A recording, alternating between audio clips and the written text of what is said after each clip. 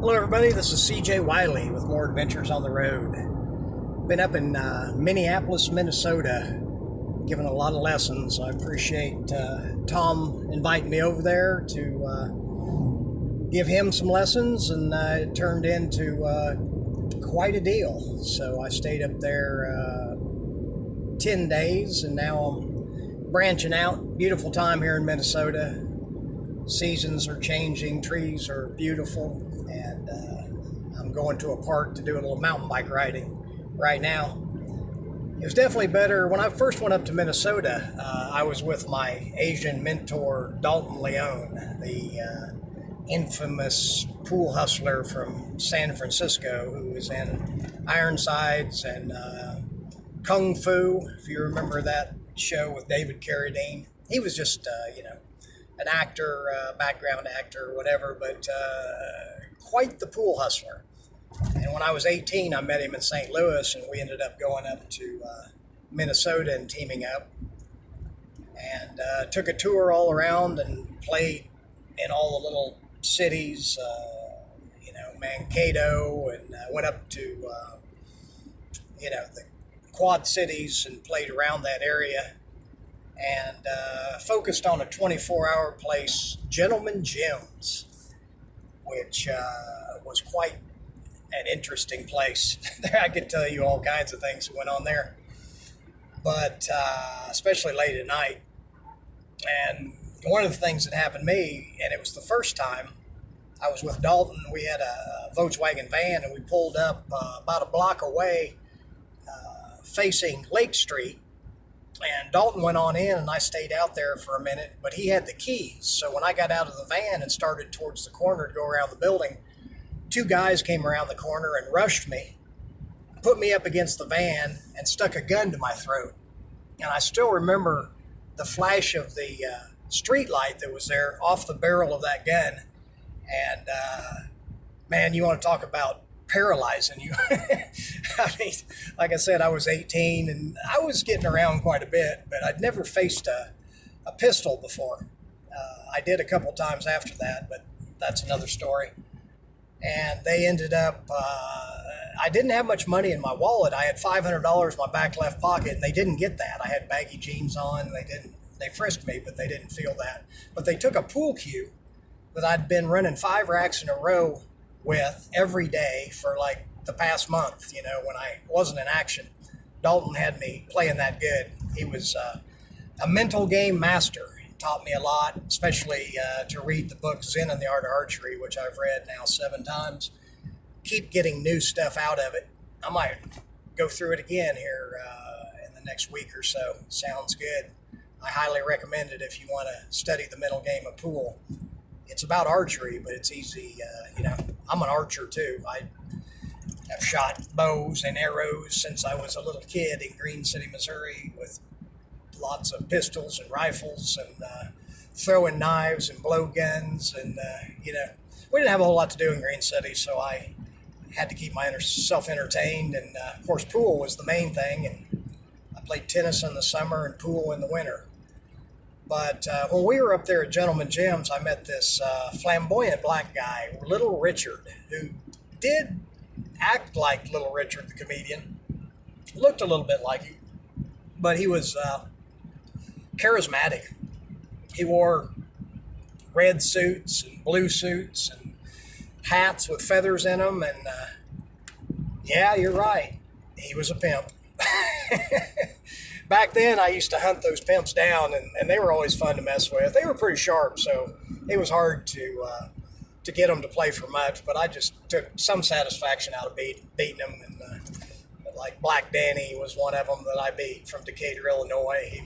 He was another funny one. But Little Richard wanted to take me up to Duluth, Minnesota. So Dalton stayed down and was going to try to match up with some other guys in around Minneapolis. And I went with Little Richard up to Duluth, which was really beautiful up there. And I remember going out, it was like a hot summer day, and put my foot in that great lake up there, and it was like freezing cold. I'll always remember that. We were laying out in the sun but couldn't get in the water because it was so cold. I guess it comes from the northern regions, so it stays cold up there. But I, had a little bit of reservations. We stopped a couple times. Little Richard had these little massage parlors going up there, and we stopped a couple places, and he just kept going in and getting money and going in and getting money, and I was just watching it like I was watching a movie. So we go up to Duluth, and he takes me to this pool room, and he told me there would be a lot of good action there, for him, but I'm always a little skeptical. I've seen all kinds. Even at 18, I'd seen all kinds of promises, but with me, it was a little bit tricky because people at that time were starting to know me and at least knowing my name, so I had to use aliases all the time. So he took me to this pool room upstairs in Duluth, an old-time pool room. We went in there, and I bet we weren't in there 10 minutes. And I was playing this guy who really didn't play that good. I was stalling with him, and Little Richard is betting all kinds of money on the side. And, I trusted him, and I'm pretty sure he gave me the right count. We ended up winning 2,800 in probably an hour and a half or 2 hours. And that was some of the fastest action. I didn't realize, but Little Richard had been up there before, and they thought he was a sucker because the players that he had with him before they could actually beat. And Little Richard really didn't play that well, so he had lost quite a bit of money too. And, it was easy money for him, just like, anybody in the underworld. We hunted down drug dealers. I've beat drug dealers out of probably $1 million in my life playing pool. But they were the ones that had all the money, and bookmakers. Anybody underworld. Now there's not so much cash money. Everybody's doing things online. Even the pimps and drug dealers and bookmakers are all doing it online, so it's organized and mostly credit cards. So anyway, Little Richard, being in Minneapolis, there was a guy named Buster there that was actually at Gentleman Jim's when I got stuck up at gunpoint, and was there when we were playing this guy.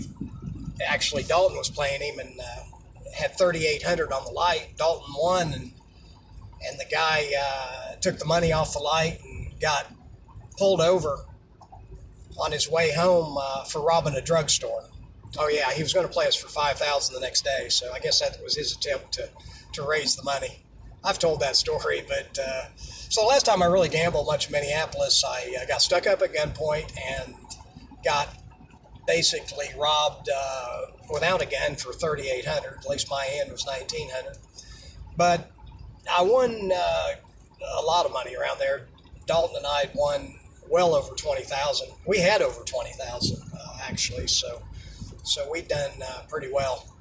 Dalton was a great coach and inspired me. He's the one that told me if I was going to be a great player, I needed to run 5 racks in a row every day, just with the break in the first shot.